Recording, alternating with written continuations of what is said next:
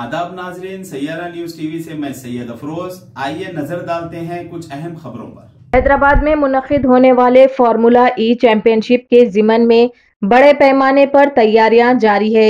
Riyadh से racing की शानदार 8 कारें शहर पहुंचने के बाद आज मजीद चंद स्क्वाड कारें कार्गो तैयारी के जरिए शमशाबाद के आरजीआई एयरपोर्ट पर पहुंच गई।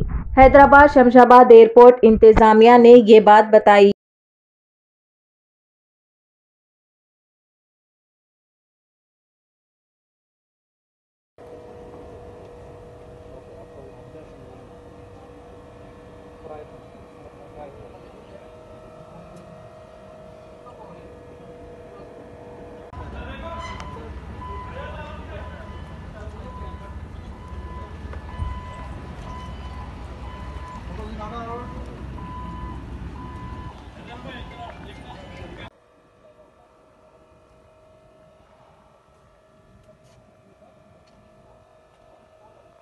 तो जैसा कि आपने देखा नाजरीन, क्या हो रहा है देश और दुनिया में, इसी तरह के लेटेस्ट न्यूज़ देखने के लिए हमारे चैनल को सब्सक्राइब करिए, लाइक करिए, शेयर करिए और हमें दीजिए इजाज़त।